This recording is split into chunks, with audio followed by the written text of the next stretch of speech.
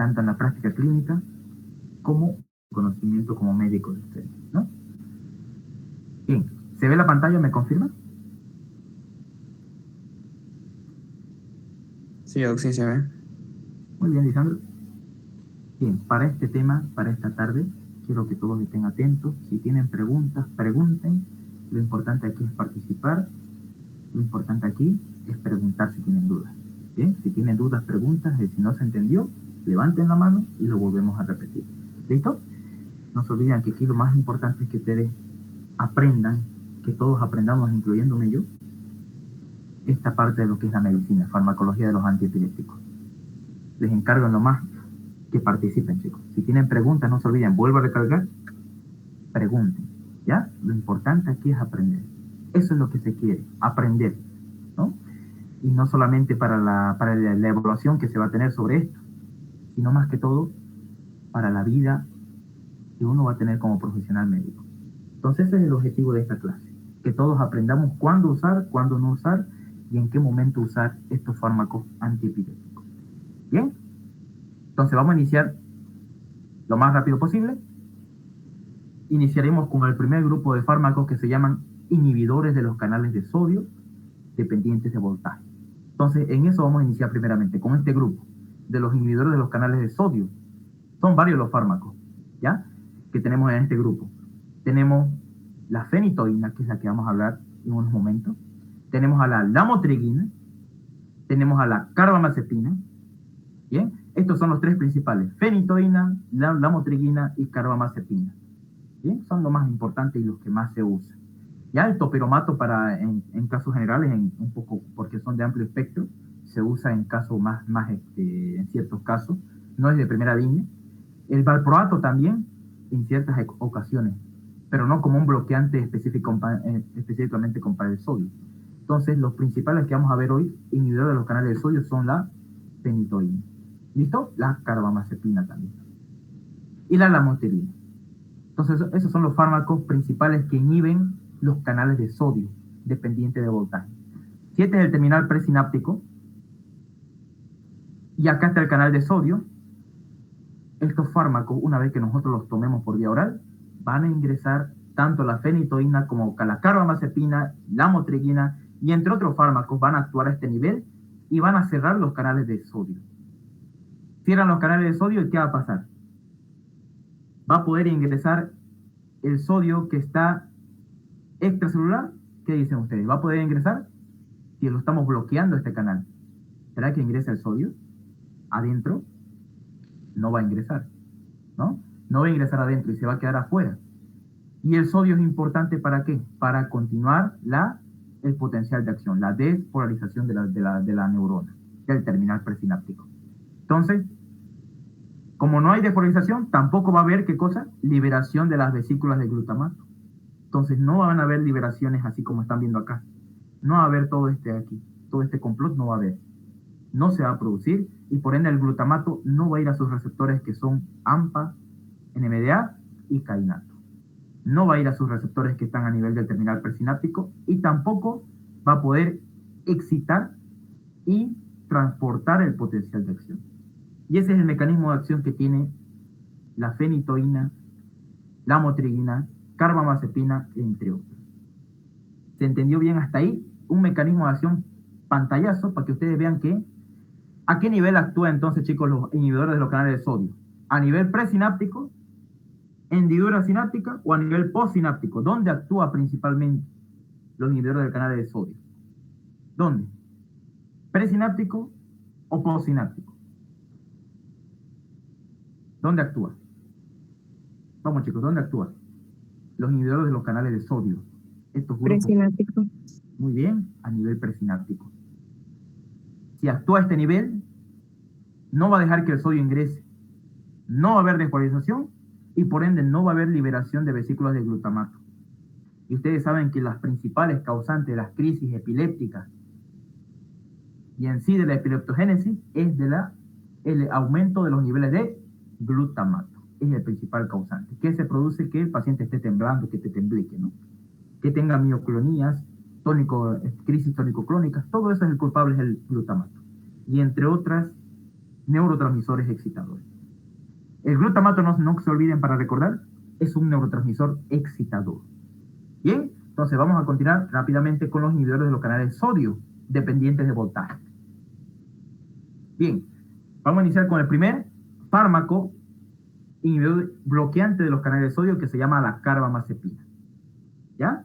La carbamazepina es usada como antiepiléptico y antineurálgico. Entonces me sirve para aquellas neuralgias, aquellos dolores neuropáticos. ¿Han escuchado alguna vez de un dolor neuropático? Son aquellos dolores que se originan por un daño nervioso. Y ustedes saben que no todo dolor es de origen nervioso. Entonces vamos a ver ahorita aquí la carbamazepina, que tiene un espectro reducido. No es de amplio espectro como el topiromato, el ácido valproico. Esos son de amplio espectro, porque tienen múltiples mecanismos de acción.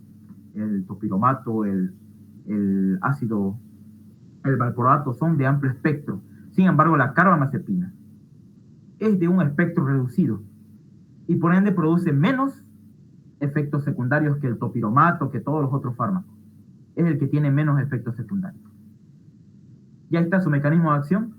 Inhibe la entrada de los canales del ion sodio del líquido extracelular al líquido intraneural o intracelular. Bien, eso evita la carbamazepina, inhibiendo los canales rápidos de sodio. Y esto es lo interesante, mira que tiene. Inhibe más las descargas paroxísticas, o sea, aquellas descargas epilépticas o convulsivas, y no aquellas las fisiológicas. O sea, eso es algo interesante, porque la carbamazepina solamente va a actuar o va a tener su mecanismo de acción cuando haya crisis, no cuando no haya. Entonces eso es lo interesante de la carbamazepina, que solamente actúa cuando hay descargas anormales de electricidad, cuando hay convulsiones. ¿Se entendió hasta ahí? Solamente actúa cuando hay crisis epilépticas, cuando hay convulsiones. Solamente ahí actúa, cuando hay descargas anormales. Por eso es de espectro reducido. Ya solamente ahí actúa, no en aquellas células neuronas que están actuando fisiológicamente, como ahorita nosotros. Entonces ahí no actúa. Por lo que no tiene un efecto importante que tenían los otros antiepilépticos. ¿Se acuerdan? Los otros antiepilépticos tenían un efecto principal que es la somnolencia. ¿Alguien me dice qué significa la somnolencia? ¿Alguien me dice qué significa somnolencia? ¿Alguien sabe qué es somnolencia? Que provoca sueño. Muy bien. Todos los antiepilépticos provocan sueño, excepto la carbamazepina, porque su espectro es reducido. Entonces, ¿quién es más tolerable para el paciente y no le causa sueño? O le causa a dosis altas, pero a dosis terapéutica no le causa. No tiene efecto sedante, no le produce somnolencia al paciente. ¿Ya? Eso es lo interesante, porque hay otros antiepilépticos, como el topiromato, el ácido valproico, que le pueden producir sueño al paciente y se pueden dormir incluso mientras están ahí activos o están caminando, ¿no? Mucho sueño. Entonces, de aquí, la carbamazepina, no tiene un efecto sedante, como los otros antiepilépticos, y eso lo hace especial, porque solamente actúa cuando hay descargas paroxísticas, cuando hay descargas eléctricas anormales. ¿Qué significa paroxística? Que viene un momento y desaparece. Viene otro momento y desaparece. Solamente ahí actúa, en ese tipo de crisis, no en la fisiológica. ¿Ya? Entonces eso es lo importante y lo interesante que tenemos que tomar de carbamazepina. Y por ende, este fármaco no altera las funciones cognitivas, o sea, el paciente puede estudiar tranquilo, sin que esté con esa baja capacidad intelectual, ¿no?, que provocan los antiepilépticos. Entonces, eso ya hemos visto, ya estamos viendo aquí en carbamazepina. Dosis alta, noten bien esto que es importante. A dosis altas de la carbamazepina reduce la entrada de calcio, entonces tiene doble mecanismo de acción. Uno bloquea sodio y otro bloquea calcio. Cuando es a dosis alta. A dosis normales bloquea sodio, los canales de voltaje rápido de sodio. Eso nomás bloquea. Sin embargo, los canales de calcio lo bloquea solamente a dosis alta. ¿Cuáles son esas dosis altas? Ahorita lo vamos a ver. ¿Ya? e inhibe la liberación de neurotransmisores excitadores. ¿Cuáles son neurotransmisores excitadores? Adrenalina, noradrenalina, dopamina, entre otros neurotransmisores excitadores. ¿Listo? Entonces tiene doble mecanismo de acción, chicos, la carbamazepina según la dosis. Primero, inactiva o inhibe los canales de sodio. Segundo, inhibe los canales de calcio. ¿Ya? Doble mecanismo de acción. Dosis, ajuste, de acuerdo a la dosis. La farmacocinética, sencillo, se absorbe lentamente. Eso es lo malo de la carbamazepina. No me sirve para urgencia, para una crisis ahorita, digamos que me está dando una crisis, no me sirve.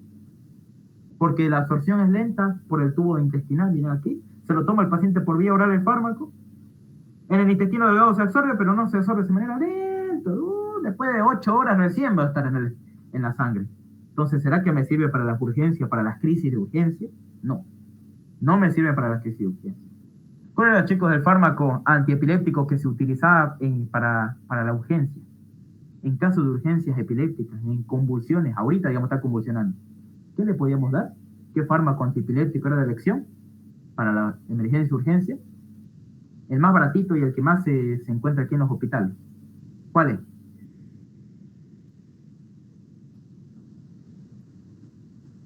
¿Cuál es, chicos?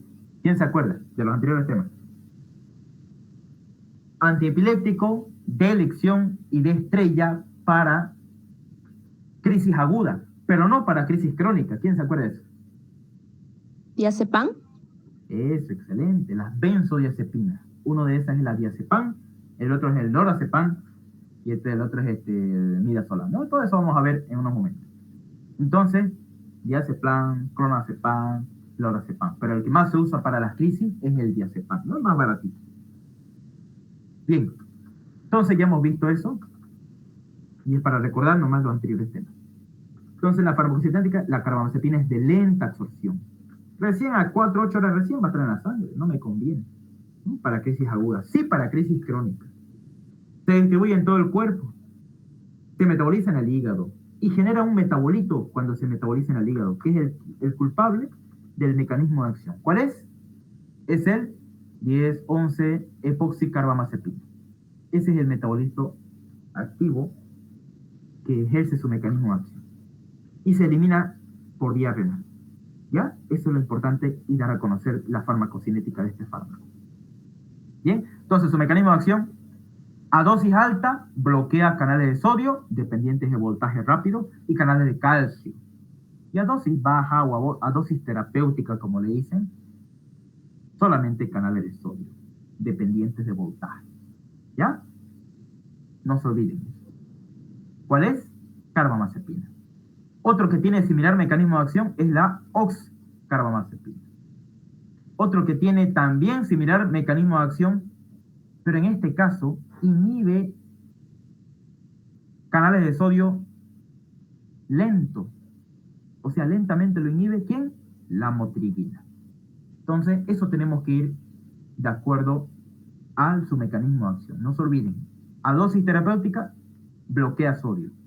A dosis alta, bloquea canales de calcio. Voltaje dependiente. ¿Alguna pregunta hasta aquí? ¿Alguna duda que tengan?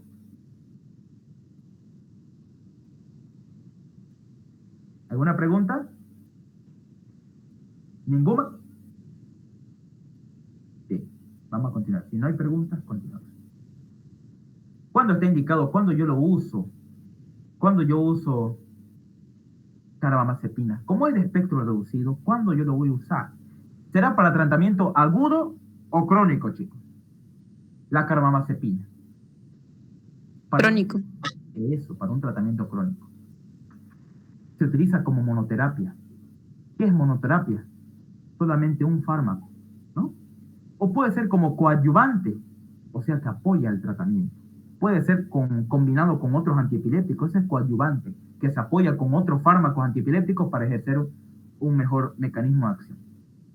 ¿Cuándo entonces se usa? ¿En qué está indicado? Anoten bien esto que es importante. Se usa en las crisis focales, o también llamadas crisis parciales, ¿ya? Crisis focales cuando la epilepsia es leve, digamos, o sea, crisis focal. Tiene solamente, mueve un brazo nomás, está así movido, después se calma. Una parte nomás del cuerpo, puede ser crisis motora o crisis sensitiva, como ya lo hemos visto al inicio, ¿no? Entonces, crisis focales, ahí también está indicado, cuando la epilepsia solamente está focalizado en un solo punto del cerebro. ¿Cuál es la parte del cerebro que es más epileptogénica, chicos? ¿Cuál es el lóbulo del cerebro que es más epileptogénico, donde hay más frecuente epilepsia? Y se pueden desarrollar las epilepsias focales. ¿Cuál es? Temporal. Lóbulo temporal de la izquierda. Muy bien, el lóbulo temporal izquierdo. Ese es el más epileptogénico. Muy bien, porque ahí se encuentra el hipocampo, ¿no? Bien, entonces crisis epiléptica focal, epilepsias generalizadas idiopáticas. También se puede usar, pero como segunda opción, ¿ya? La epilepsia, en la epilepsia generalizada idiopática, como segunda opción. Como primera opción, ahí tenemos el valproato, el ácido valproico, el levetiracetam como primera opción, pero en segunda opción va a ser la carbamazepina. Ya que lo malo de la carbamazepina, chicos, anoten bien, es que puede empeorar las crisis de ausencia y las mioclonías. Por eso no se usa mucho en pacientes con crisis generalizadas, tónico-crónicas, no se usa. Solamente en crisis de focales o en epilepsia generalizada idiopática. Solamente ahí. Pero no se usa cuando hay ausencia, porque las puede empeorar. No se usa tampoco en las mioclonías, porque las puede empeorar. Entonces anoten bien eso que es importante de segunda opción, incluso de tercera opción. Hay mejores que esta todavía. Trastorno de manía, trastorno bipolar también se puede usar. Y un interesante tratamiento que se usa para el tratamiento crónico de la neuralgia del trigémino. Saben que el trigémino es un nervio, es el quinto paracranial, que tiene 3 ramas interesantes, ¿no? Maxilar, mandibular y oftálmica, ¿no? Entonces, todas estas 3 ramas que tiene el trigémino, por eso se llama un nervio trigémino, cuando está dañado o lo está apretando alguna estructura de nuestro cuerpo, lo está apretando, produce una enfermedad llamada neuralgia del trigémino, ¿no? Y esos pacientes que tienen dolores al masticar incluso, ¿cómo se ve un paciente con neuralgia del trigémino? Tras que mastica le duele, arruga la frente, le duele, ¿ya? Pero lo más característico es que le duele tanto y es un dolor muy tremendo que solamente le viene cuando mastica. Incluso de manera continua le puede venir. Esa es la neuralgia del trigémino. Es una enfermedad compresiva con daño en el nervio trigémino. Esa es la neuralgia del trigémino, un dolor originado por un daño o una compresión en el nervio trigémino. Entonces, en este tipo de pacientes le podemos dar carbamazepina para tratamientos crónicos, para disminuir el dolor neuropático. Toda enfermedad o toda lesión o todo daño que se ocurra en los nervios, ¿ya? Va a producir un dolor que se llama dolor neuropático, ¿ya?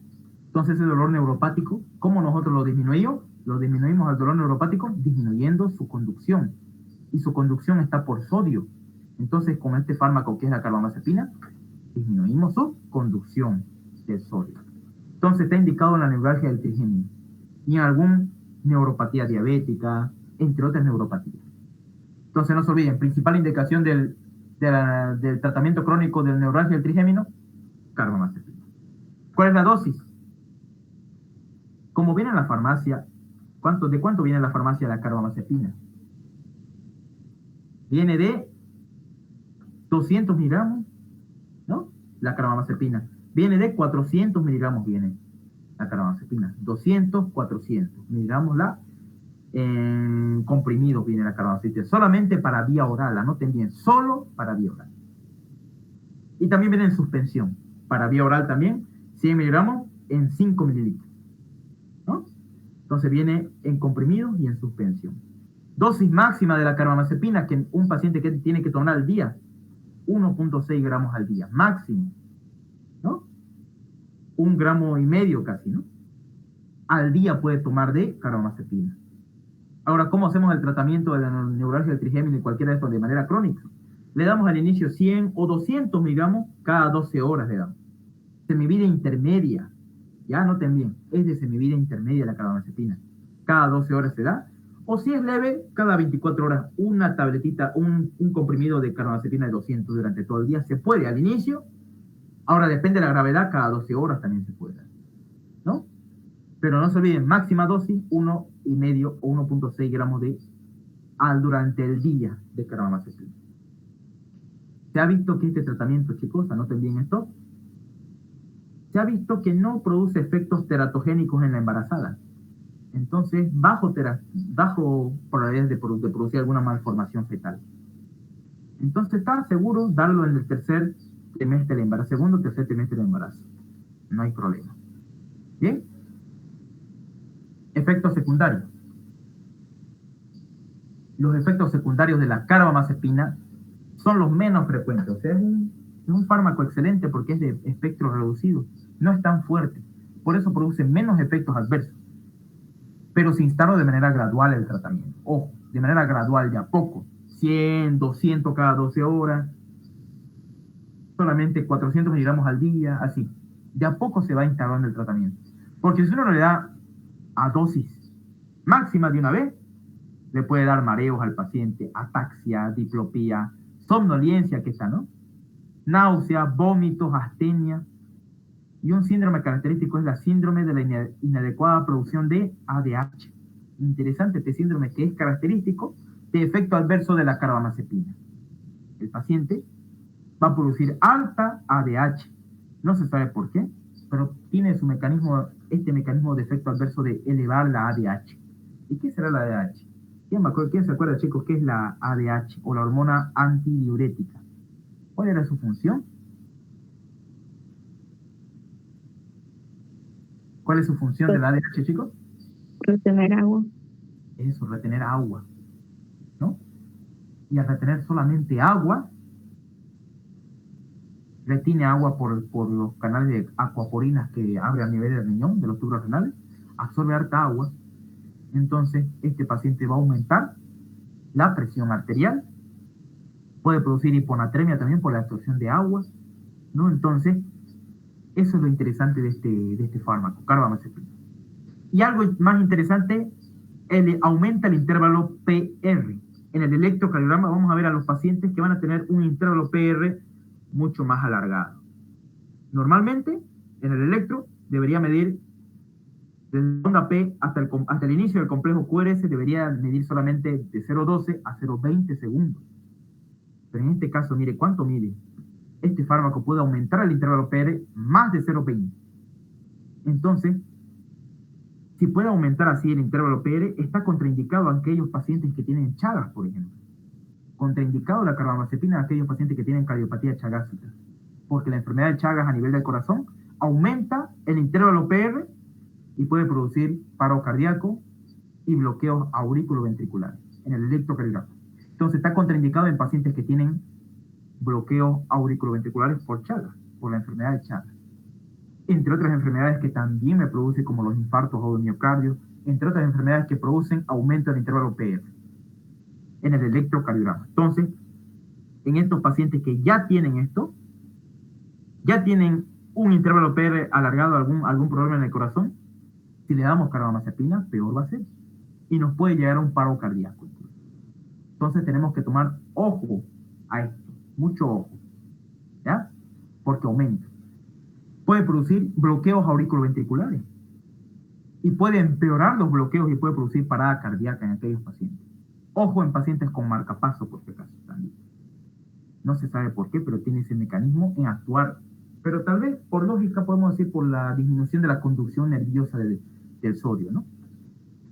Entonces, es hepatotóxico también la carbamazepina, porque aumenta las transaminasas del hígado. En aquellos pacientes con anemia, les puede empeorar la anemia, produciendo anemia aplásica. Y aquellos pacientes pueden tener alergia también, produciéndome síndrome de Stevens-Johnson, alergia a los medicamentos. Y tampoco se tiene que dar con anticoagulantes, chicos, este fármaco, carbamazepina. No se tiene que dar con anticoagulantes porque hace interacción y aumenta el riesgo de sangrado en aquellos pacientes incluso con enfermedad de lo que es el dengue y aquellos pacientes que toman anticoagulantes. Importante tomar en cuenta eso de la carbamazepina. Por eso está contraindicadísimo en aquellos pacientes que tienen alteraciones hematológicas, en pacientes con bloqueos auriculoventriculares, en pacientes con depresión medular y en pacientes que toman principalmente anticoagulantes. No se olviden eso. pacientes que toman anticoagulantes porque la carbamazepina aumenta el efecto de los anticoagulantes. ¿Alguna pregunta que tengan hasta ahí de la carbamazepina?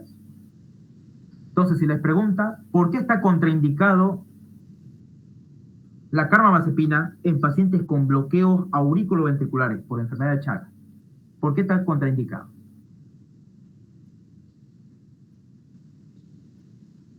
¿Por qué está contraindicado darle carbamazepina a estos pacientes con bloqueo aurículo-ventricular?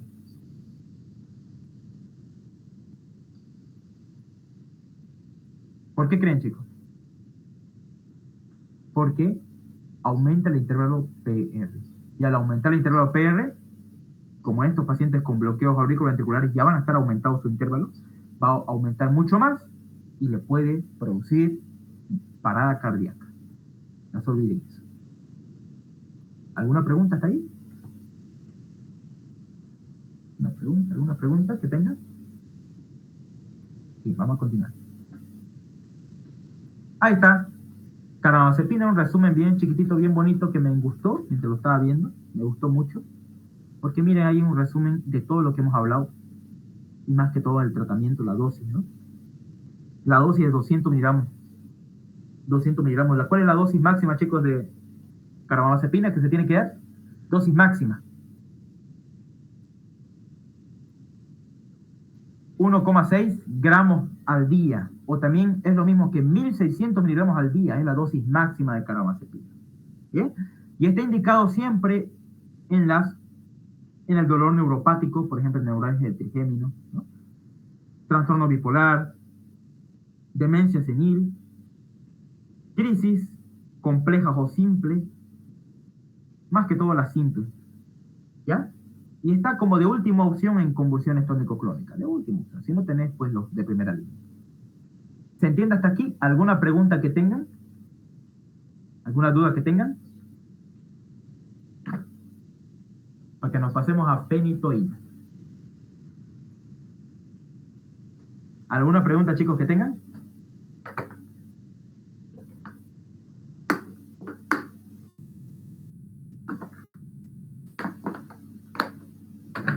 ¿Listo?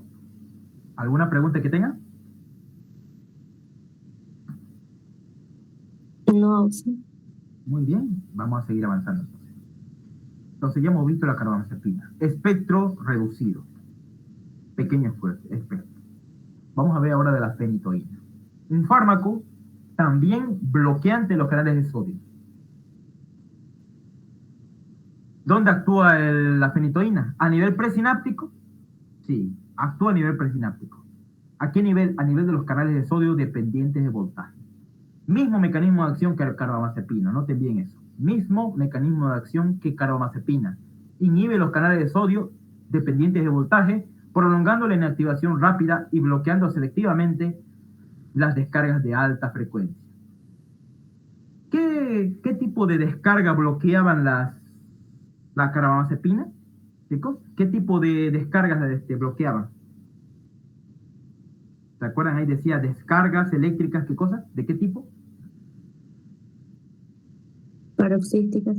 Muy bien, paroxística, o sea que viene un ratito y viene después la crisis epiléptica. Ahí actúa la carbamazepina. Pero en este caso, la fenitoína solamente actúa en descargas de alta frecuencia. O sea, en crisis pequeñas, muy bajas, no te actúa. Solamente te actúa en crisis de alta frecuencia. No se olviden eso, en descargas altas, eléctricas, convulsivas.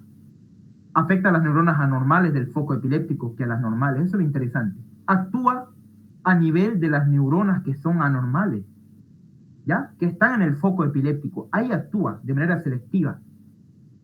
Eso es lo interesante de la fenitoína, porque actúa a nivel cerebral, a nivel de la corteza motora cerebral. A ese nivel actúa. Por eso solamente afecta a las neuronas anormales que tienen descargas de alta frecuencia del foco epiléptico. ¿Ya? Bien. Puede producir convulsiones tónico-clónicas a dosis alta. Entonces, mucho cuidado, chicos, en dar este fármaco, la fenitoína, a dosis alta. Preferible a dosis baja y a dosis terapéutica. ¿Ya? Entonces puede producir convulsiones tónico-clónicas a dosis alta. ¿Por qué? Si les preguntan por qué. Por inhibición de los canales de sodio en neuronas inhibitorias. O sea, va a bloquear los canales de sodio, ya no en excitadoras que liberan glutamato, sino también en neuronas que liberan GABA, por ejemplo. Entonces eso es lo malo de aquí, de la fenitoína, que puede afectarte a las neuronas malas que producen la crisis epiléptica, pero no a las neuronas buenas. A las neuronas buenas solamente afecta a dosis altas. A más dosis del fármaco actúa e inhibe a las neuronas que son fisiológicas, a las neuronas normales. ¿Bien? Entonces, no se olviden eso que es importante, a las neuronas inhibitorias que producen GABA. A esas neuronas va a atacar y nosotros no queremos eso, que actúe en las neuronas que producen GABA. Entonces, no se olviden, principal mecanismo de acción, inhibe canales de sodio dependientes de voltaje a nivel presináptico. ¿Bien?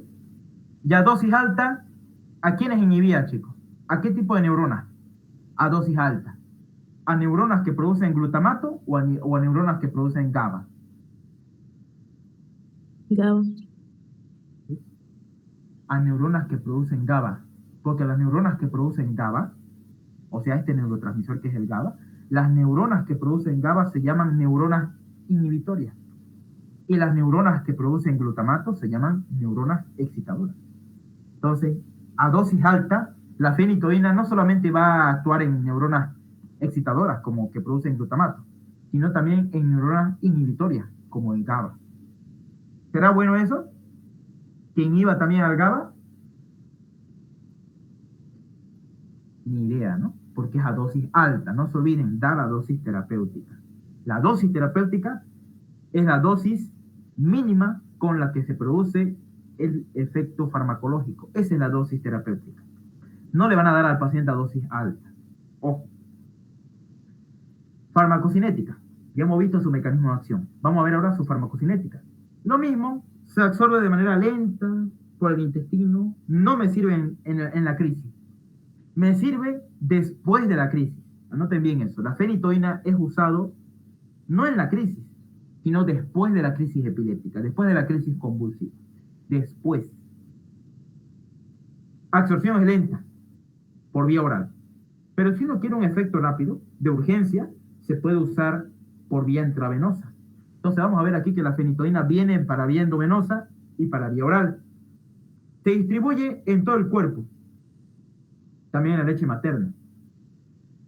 Pero principalmente actúa, su sitio principal de acción de la fenitoína es actuar a nivel de la corteza motora cerebral, a nivel central, a nivel del cerebro. Entonces atraviesa la barrera hematoencefálica. Su metabolismo es a nivel hepático y se elimina a nivel renal. Lo que lo hacen la mayoría de los antiepilépticos, se liberan o se eliminan a nivel renal. Eso es lo interesante. Bien, preguntas que tengan de fenitoína, no se olviden que es un fármaco que solamente tenemos que darle a dosis terapéutica, dosis baja. Mucho cuidado a dosis alta. Bien. Indicación. ¿Cuándo está indicado darle fenitoína a mi paciente? ¿Cuándo está indicado? En el estado de mal convulsivo. Ahí está indicado darle fenitoína a mi paciente, en el estado de mal convulsivo. ¿Y qué significa un estado de mal convulsivo o también llamado estatus epiléptico, chicos? ¿Qué significa? Anotemos bien. El estatus de mal epiléptico significa crisis epilépticas repetitivas que se producen en un intervalo corto de tiempo. Eso es el estatus epiléptico. Anoten bien. ¿Qué es un estatus epiléptico o un estado de mal epiléptico? O un estado de mal convulsivo, que es lo mismo. ¿Qué significa? Anoten bien ese término, lo tenemos que saber manejar para hacer el tratamiento. Son crisis epilépticas repetitivas que se producen en un intervalo de corto de tiempo, o aquellas que por el contrario son prolongadas en condiciones de un estado epiléptico fijo y duradero. Entonces, chicos, el estatus epiléptico o el estado de mal convulsivo es una urgencia neurológica, es una emergencia, es una urgencia médica, neurológica, ¿ya? Más frecuente, no se olviden, La urgencia neurológica más frecuente que de una vez nosotros como médicos tenemos que actuar es el estatus epiléptico. Este requiere una evaluación y un tratamiento inmediato. ¿Cómo yo sé que mi paciente está en un estatus epiléptico? ¿Cómo? Anoten bien. Tiene una crisis que dura más de 5 minutos. Está temblando el paciente, tiene una crisis epiléptica por más de 5 minutos. Anoten bien. Tiene 2 crisis sin recuperación entre ellas, o sea, 2 crisis a la vez y sin poder recuperarse la conciencia ni nada. 2 crisis a la vez y dura más de 5 minutos. Otro también, 2 crisis focales complejas generalizadas sin recuperación entre ellas.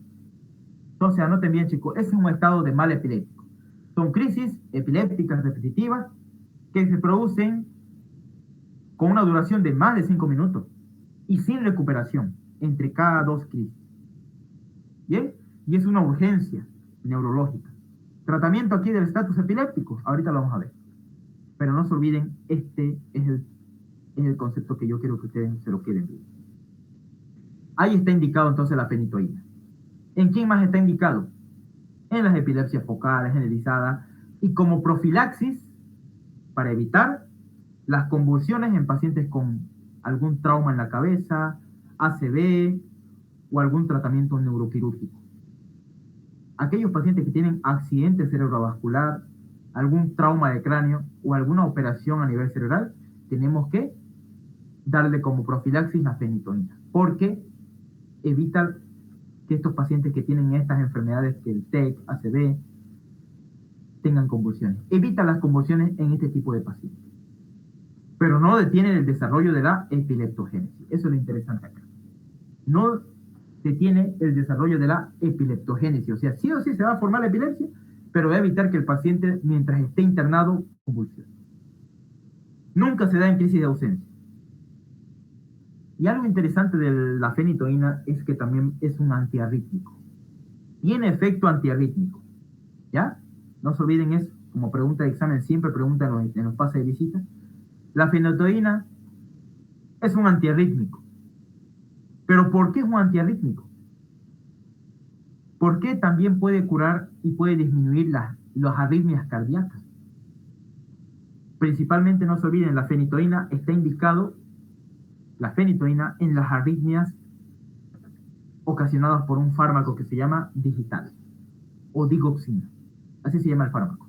Fármaco digoxina o digital produce arritmias cardíacas. Entonces, este fármaco sirve para evitar esas arritmias cardíacas por digital, por el exceso de consumo de digital.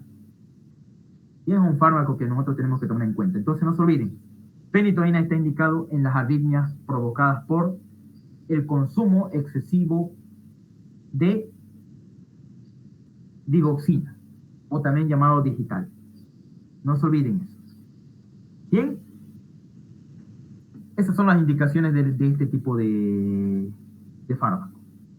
La fenitoína viene en la farmacia de 100 en comprimidos, viene de 100 en ampollas, también viene de 100 miligramos cada 2 mililitros o de 250 miligramos cada 5 mililitros. Así viene fenitoína en ampolla. Eso tenemos que recordar. ¿Bien? La dosis. ¿Cómo hacemos la dosis al paciente? Vía oral, iniciamos siempre con dosis mínima. 100 miligramos cada 8 horas antes de las comidas, porque no se olviden que los alimentos disminuyen su tiempo de absorción. Ajustar hasta mantener 300 a 400 miligramos al día. No se olviden que la dosis máxima al día y cada 8 horas, o sea, 3 veces al día, es de 600 miligramos al día. ¿Ya? En otras palabras, 200 miligramos cada 8 horas. Esta es la dosis máxima de la fenitoína. Y en niños la dosis máxima es de 300 miligramos al día. Entonces no se olviden, chicos, anoten bien. Dosis inicial, 100 miligramos cada 8 horas de fenitoína. ¿Bien? No se olviden eso, que es importante. ¿Cuál es la dosis máxima de la fenitoína? 600 miligramos al día. Máxima dosis. Efectos adversos. Efectos adversos. Es mal tolerado si el tratamiento es crónico. Entonces, algo interesante de aquí de lo que es la fenitoína. Al inicio parece que es el mejor, que no produce efectos adversos al inicio del tratamiento. Pero el tratamiento crónico y a largo plazo, una gran desventaja que tiene este fármaco es que puede producir más efectos adversos en tratamientos crónicos. Algo que no pasa eso con la carbamazepina. Solamente la carbamazepina era a dosis alta. En este caso la fenitoína es a dosis alta y a dosis larga, o sea, tratamiento crónico. Al inicio no parece demostrar efectos adversos. Pero si nosotros lo damos a largo plazo, durante meses fenitoína, puede haber nistagmo, disartría, alteraciones de la coordinación, vómitos, náuseas, somnolencia, coma y puede producir convulsiones. Por eso está contraindicado en las crisis de ausencia. Bien, entre otras a dosis alta también puede haber hiperplasia gingival, hipocalcemia, síndrome de Stevens-Johnson por alergia y síndrome hemorrágico. Puede exacerbar la hemorragia en pacientes con alguna alteración hematológica. Entonces siempre a estos pacientes tenemos que darle suplementos con vitamina K. Está contraindicado en las porfirias, fármacos antineoplásicos, anticonceptivos, inmunodepresores y también contraindicado en la bradicardia, pacientes bradicárdicos, por algún bloqueo auriculoventricular. Entonces anoten bien, chicos, las dosis, efectos y contraindicaciones. ¿Alguna pregunta hasta acá?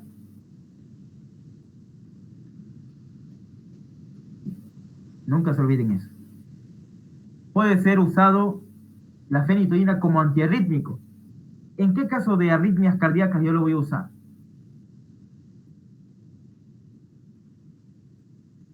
Vamos, chicos, ¿en qué tipo de arritmias cardíacas voy a usar? Por ¿Cuál? digoxina. Eso, arritmias cardíacas por digoxina. Muy bien. Excelente. Y acá hay unas imágenes que les quise mostrar. Este es un paciente con un trauma de cráneo. Ahí se ve una tomografía. Es un estudio, se llama tomografía axial computarizada de cráneo, donde yo observo aquí un paciente que tuvo un trauma cráneoencefálico, donde aquí se ve, mire, aire en el cerebro. Aquí está, todo este es el cerebro. Acá hay aire en el cerebro, que se llama neumoencéfalo. Hay, mire, hemorragia intraparenquimatosa, hay contusiones cerebrales, y hay algo, un halo oscuro que rodea toda esa lesión que se llama edema. ¿Bien? Un edema perilesional a nivel del cerebro y que invade los ventrículos. Mire, esa sangre invade los ventrículos, produciendo hemorragia ventricular.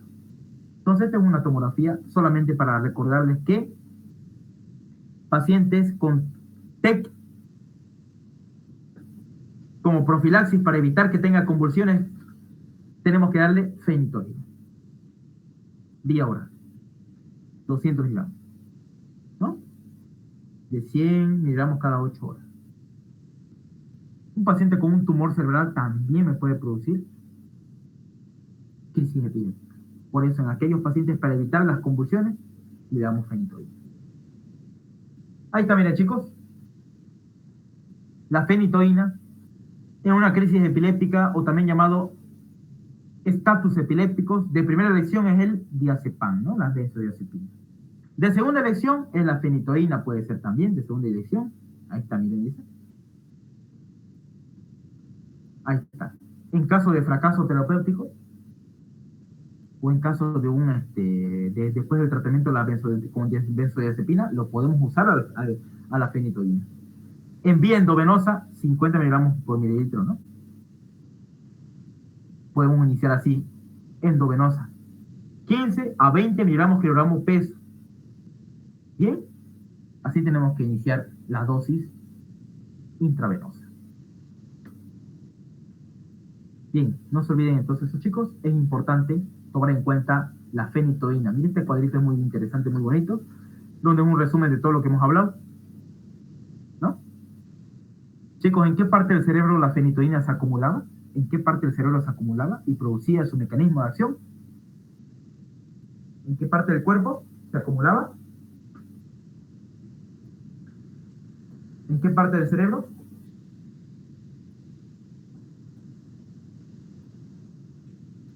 En la corteza cerebral, ¿no? Muy bien. Entonces tenemos fenitoína para ampolla y para vía oral. ¿Alguna pregunta que tengan de fenitoína? Chicos, preguntas.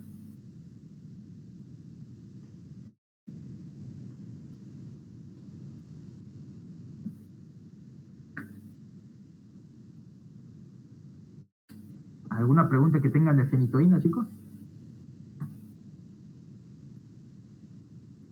¿Alguna pregunta de fenitoína? ¿Algo que no se haya entendido?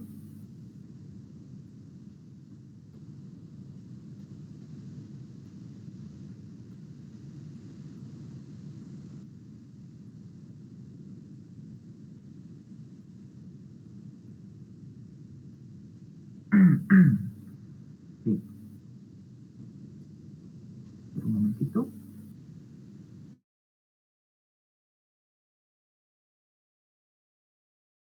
Bien, chicos, vamos a continuar.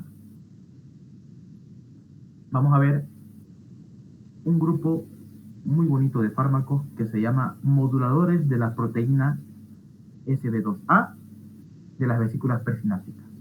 Muy interesante este fármaco de gran espectro, que es el levetiracetam. Vamos a hablar de este fármaco, que son parte de los moduladores de las proteínas SB2A. Interesante porque, miren, ¿dónde actúa el levetiracetam? Actúa a nivel de esta proteína que se llama proteína receptor SB2A, que es el encargado de que las vesículas de glutamato se liberen.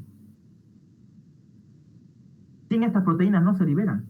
Entonces el levetiracetam, que es un fármaco inhibidor de las proteínas SB2A, va a evitar que se liberen las vesículas en el terminal presináptico hacia la hendidura sináptica. Ese es el mecanismo de acción del levetiracetam. No se olviden, bloquea el receptor SB2A. Levetiracetam. Importante porque es un modulador de las proteínas. Ya un fármaco antiepiléptico muy bueno y muy usado en el campo pediátrico. Entonces no se olviden, el fármaco de elección y de estrella en los moduladores de las proteínas SB2A es el levetiracetam. Vamos a hablar de este fármaco interesante, que es el levetiracetam. Lo interesante de este fármaco es que se va a fijar ¿a dónde? A la proteína SB2A de las vesículas presinápticas. A este nivel, miren, a este nivel de acá. Ahí están las vesículas que contienen glutamato. Entonces, a ese nivel nomás, de manera selectiva, se va a unir el levetiracetam. ¿Ya? Reduciendo el número de vesículas fácilmente disponibles en la zona de actividad de la terminación presináptica. Entonces, como va a inhibir, va a evitar que el glutamato se libere y provoque su efecto farmacológico.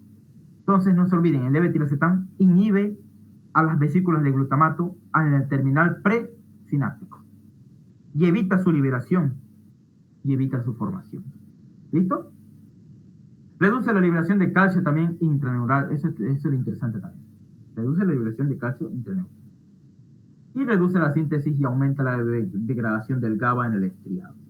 Eso también es un punto importante. Reduce la síntesis y degradación del GABA en el estriado.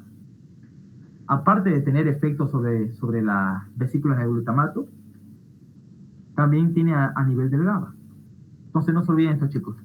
El levetiracetam actúa a nivel de las vesículas presinápticas de glutamato y evita que se liberen y hagan su mecanismo de acción. Farmacocinética. Anotemos. Su absorción es rápida. Algo interesante de la levetiracetam es que es rápida su acción, entonces me sirve para crisis agudas. Se distribuye en todo el cuerpo, incluso hasta la leche materna. Se metaboliza en el hígado y se elimina a nivel de los riñones. ¿Ya? Esa es su farmacocinética. La indicación principal del levetiracetam, adivinen cuál es. La indicación principal, anoten bien, del levetiracetam es en la crisis o en las epilepsias mioclónicas juvenil. Anoten bien, ese es su principal mecanismo, su principal indicación. ¿Cuándo le damos? En jovencitos, en aquellos pacientes que son todavía niños. ¿Ya? En los niños se usa mucho. el levetiracetam por su efecto que tiene en la epilepsia mioclónica juvenil. Ahí es su principal indicación. Y también es una segunda opción en las crisis focales. Ya, anoten bien sus dos principales indicaciones. Y solamente se da aquí por vía oral, pero en este caso, cuando le damos por vía intravenosa, solamente lo usamos en el estado de mal epiléptico. Ya hemos visto qué significa un estado de mal epiléptico, ¿no? Entonces no se olviden. ¿A qué nivel actúa el levetiracetam?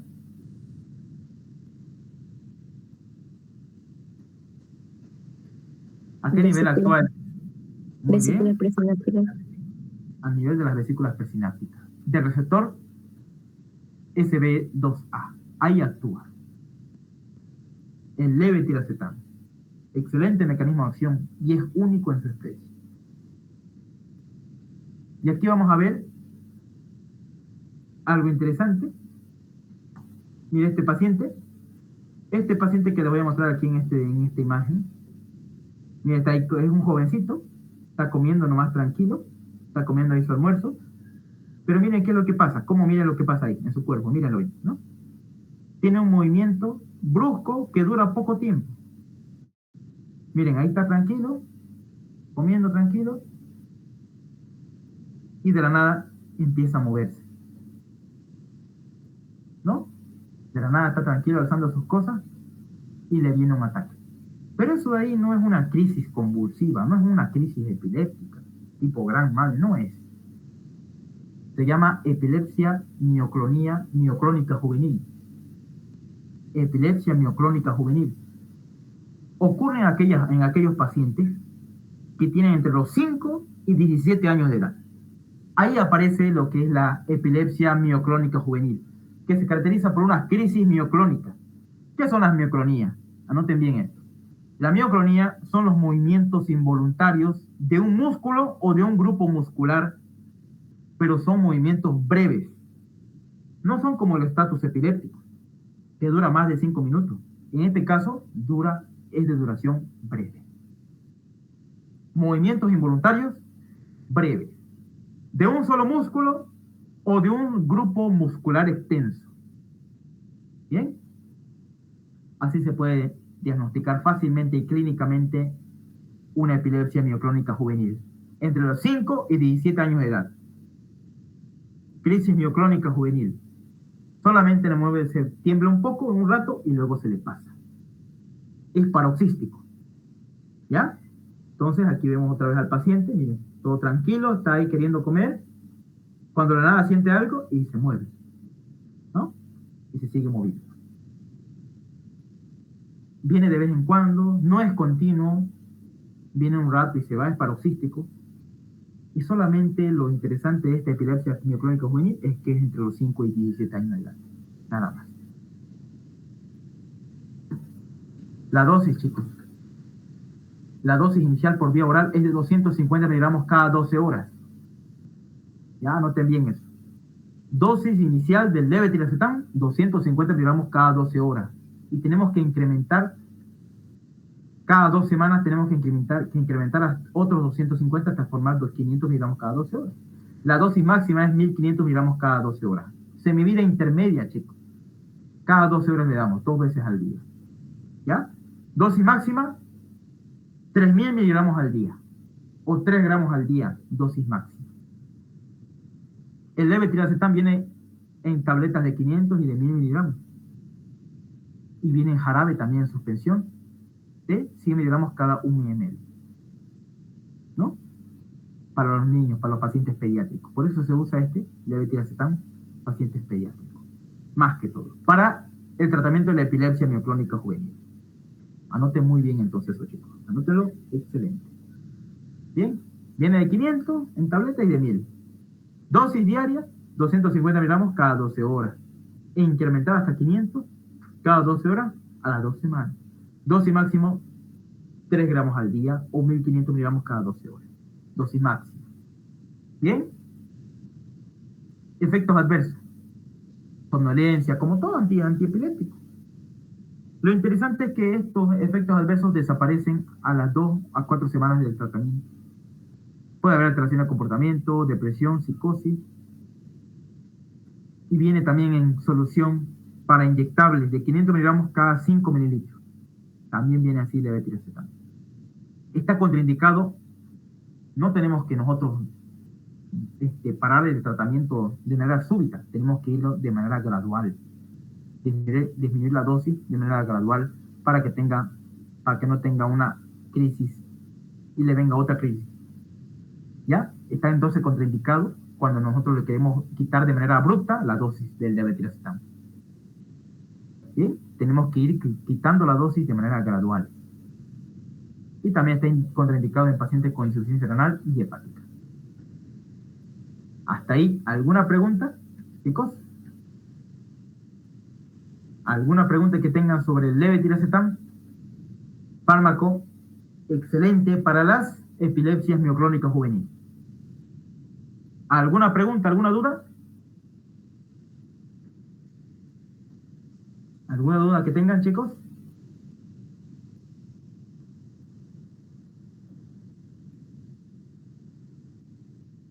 ¿Alguna pregunta, alguna duda?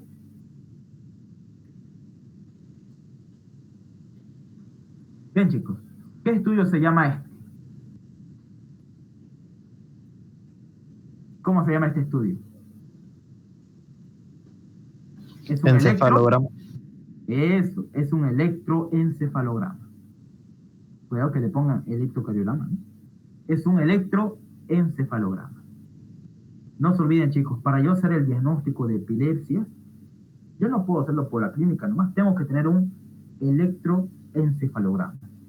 Con el electroencefalograma yo mido las ondas y la actividad eléctrica del cerebro, de la corteza cerebral. Entonces, este es el estudio, donde yo tengo varias derivaciones acá.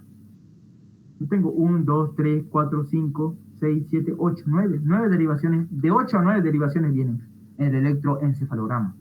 Y aquí lo que se observan son unas ondas, miren, unas ondas picudas a nivel parietal y a nivel frontal y a nivel occipital también se puede ver unas ondas puntudas en espiga. Y como se ve en todas las derivaciones, y no solamente se ve en unas cuantas, se ve en todas las derivaciones del electroencefalograma, yo puedo decir que esta es una crisis convulsiva generalizada. Tiene, mire, ondas picudas en espiga, ¿no? Se llama, en forma de, le dicen de monorriel, le decían, no sé, una teoría que yo estaba leyendo algo sobre la interpretación de un electroencefalograma. Entonces, esto es una crisis epiléptica generalizada, chicos. Tónico-clónica le podemos decir cuando veamos la clínica. Pero en este caso es una crisis generalizada. ¿Ya? Crisis convulsiva generalizada. Todo el cuerpo. Sin embargo, aquí hay otra imagen de un otro electro, donde solamente yo veo en la región occipital y en la región temporal, que son los lugares más epileptogénicos, ¿no? A nivel temporal. Mira, aquí nomás se ven esas ondas en espiga. Aquí normal, acá arriba normal, y acá otras ondas en espiga. Entonces, chicos, ¿cuál sería el diagnóstico acá, chicos? ¿Una crisis generalizada o una crisis focal? ¿Qué dicen ustedes? Una crisis focal se caracteriza por estar solamente en 2 derivaciones. Mira, acá hay 2 derivaciones contiguas a las otras. 2 y 2. Si está en todas las derivaciones, es generalizada.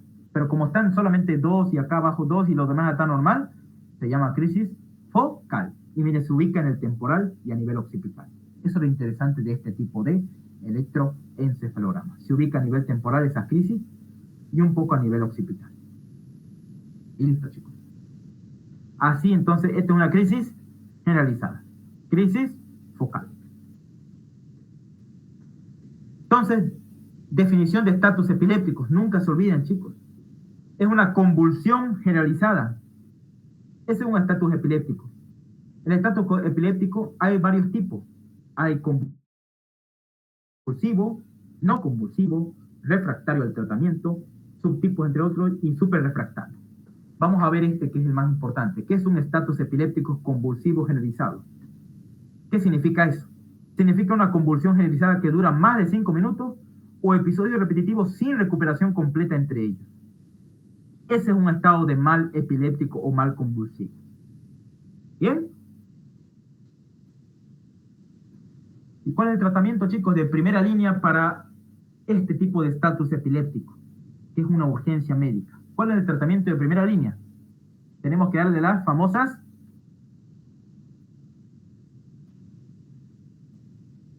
¿Qué tenemos que darle, chicos? De primera línea, fármaco antiepiléptico de primera línea del estatus epiléptico. ¿Cuál es? Benzodiazepina. Eso es excelente. Voy a dar benzo. Tengo que dar como tratamiento una benzodiazepina. ¿Bien? Y de segunda línea,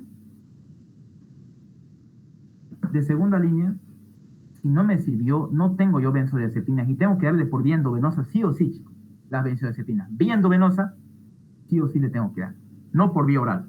Benzodiazepina endovenosa. ¿Cuáles son? Clonazepam, lorazepam, midazolam, exactamente un diazepam. En segunda línea, levetiracetam. Como les he dicho, ¿no? El levetiracetam, muy bueno. Después, si las convulsiones persisten por más de 5 minutos. ¿Ya? Levetiracetam. Ácido valproico. También se puede dar. Y la fenitoína también. De segunda línea. De tercera línea, cuando la epilepsia es refractaria, le damos midazolam o directamente le damos propofol, ¿ya? Para hacerlo dormir al paciente. Se llama coma terapéutico. Solo cuando la epilepsia, chicos, es refractaria, ¿cuál es nuestro último tratamiento? El coma terapéutico. Hay que inducir un coma. Eso es como manejo según la última actualización 2025 del manejo y tratamiento del estatus epiléptico. Tenemos que producir, si es que un coma terapéutico por más de 24 horas. En caso de convulsiones persistentes y que no ceda a los otros medicamentos que les acabo de nombrar. Bien, y monitorear siempre con electroencefalograma de manera continua. Y un manejo súper refractario ya, pues ya tenemos que usar varios medicamentos ya y mantener terapia anestésica e incorporar intervenciones adicionales. Entonces, chicos, este es según el tratamiento del estatus epiléptico. Primera línea, benzodiazepina. ¿Ya? Anoten bien, benzodiazepina, primera línea. En un estatus epiléptico, una crisis epiléptica aguda, benzodiazepina. ¿Ya? ¿Cuál es la benzodiazepina? Diazepam, clonazepam, lorazepam. Más frecuente se usa diazepam. ¿Vía endovenosa o vía oral? Vía endovenosa. Administrar y evaluar respuesta en 5 minutos después. ¿Ya? Administrar y evaluar respuesta en 5 minutos. Tenemos que nosotros, en 5 minutos, el paciente no responde a la dosis de benzodiazepina, le vuelvo a dar una segunda dosis de benzodiazepina para que ceda su convulsión. Entonces no se olviden, primera línea, benzodiazepina. Ya sea un clonazepam, lorazepam, diazepam. La primera dosis, darlo en bolo y esperar 5 minutos. Si en 5 minutos mi paciente sigue con convulsiones, repetir una segunda dosis de las benzodiazepinas. Otra dosis. Anoten bien eso.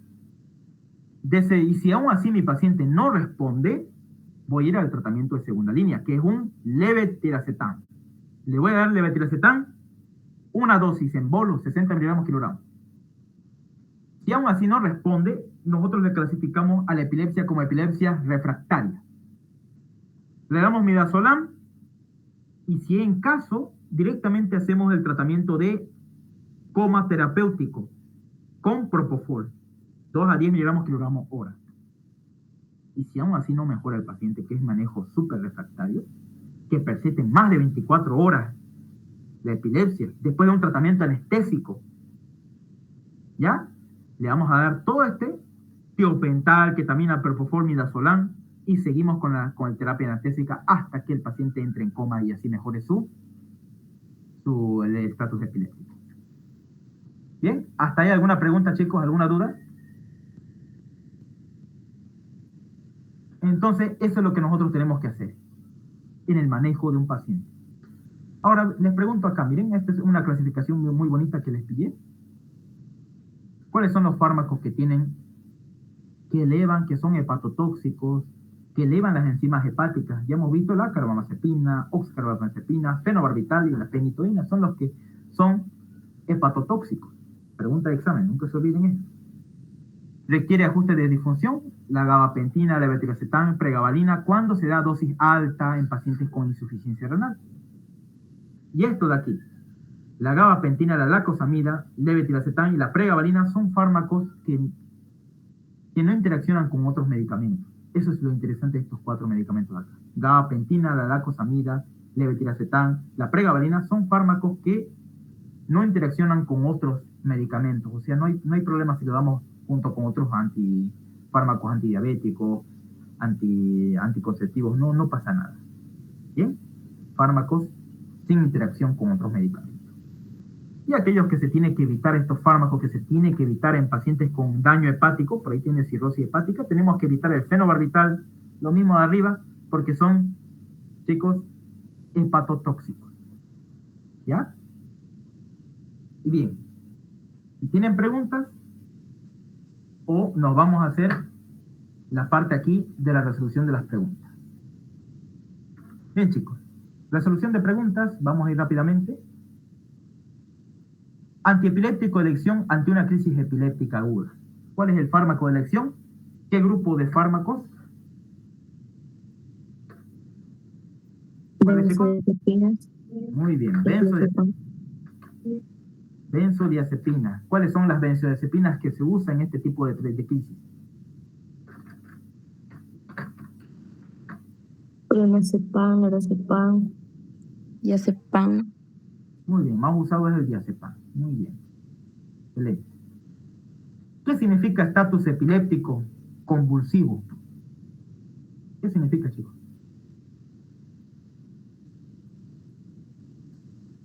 ¿Qué significa estatus epiléptico convulsivo?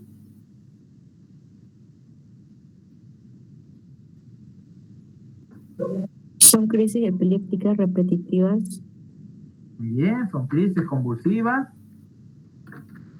repetitivas, ¿por más de cuánto?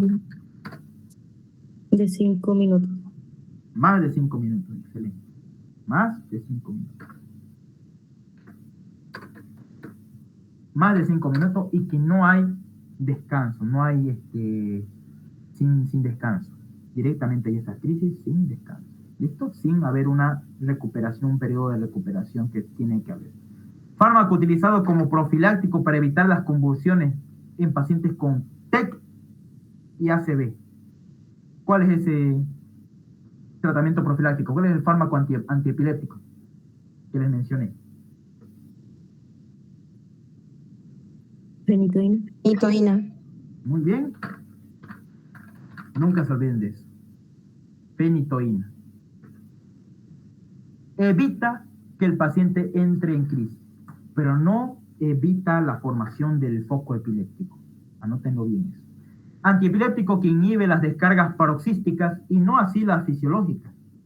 Entonces, no tiene efecto sedante. ¿Cuál es el antiepiléptico? Carbamazepina. Es carbamazepina. Excelente. Muy bien. ¿Qué tipo de arritmia está indicado la fenitoína? ¿En qué tipo de arritmia está indicada dar fenitoína? ¿Se acuerdan que era un antiarrítmico? ¿En qué tipo de arritmia está indicada la fenitoína? Arritmias producidas por digitáligos como la dioxina. Es intoxicación por digital que me produce a nivel una alteración electrocardiográfica, que es a nivel del intervalo PQT. Me puede producir arritmias cardíacas fatales. ¿Por qué está contraindicado la carbamazepina en pacientes con bloqueos auriculoventriculares? ¿Por qué está contraindicado? ¿Por qué no se da en estos pacientes con Chagas, yo les estaba diciendo, ¿no? Que tienen bloqueos auriculoventriculares en su corazón, problemas cardíacos? ¿Por qué no se da? Porque aumenta el intervalo PR. Eso, aumenta. Excelente, aumenta el intervalo PR en el electrocardiograma. Y si aumenta, peor le va a producir daño a mi paciente. Le puede producir una parada cardíaca.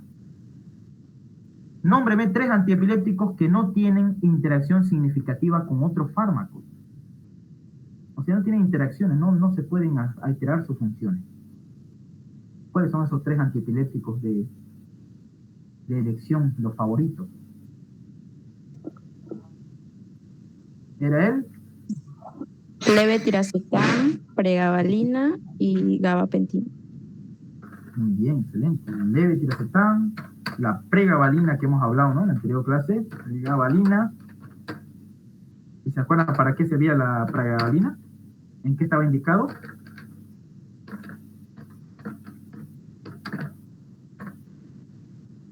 Muy bien, levetiracetam, pregabalina y gabapentina. Pregabalina indicado principalmente para el dolor neuropático. Es un fármaco antipiléptico excelente para el tratamiento de epilepsia mioclónica juvenil.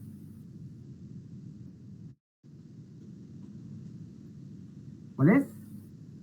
Levetiracetam. Muy bien. Es el levetiracetam. Levetiracetam. Fármaco de estrella y excelente por su mecanismo de acción de amplio espectro, ¿no? Y en estos pacientes, epilepsia mioclónica juvenil es distinto, aparece entre jóvenes, niños entre los 5 hasta los 17 años. Si en esos 5 o 17 años tuve epilepsia, tenemos que pensar en epilepsia mioclónica juvenil.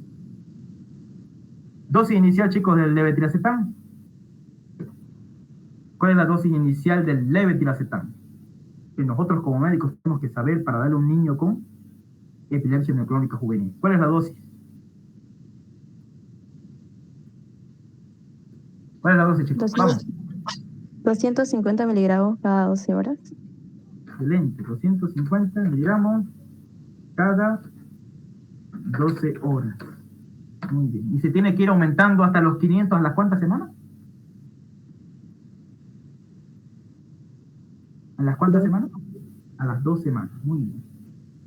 Hasta llegar a una dosis máxima de ¿cuánto? Dosis máxima de levetiracetam, ¿cuánto es? 1500. Excelente. ¿Listo? Cada 12 horas. Muy bien. ¿Y durante todo el día? 3000. 3000, dándome un total 3 gramos durante todo el día.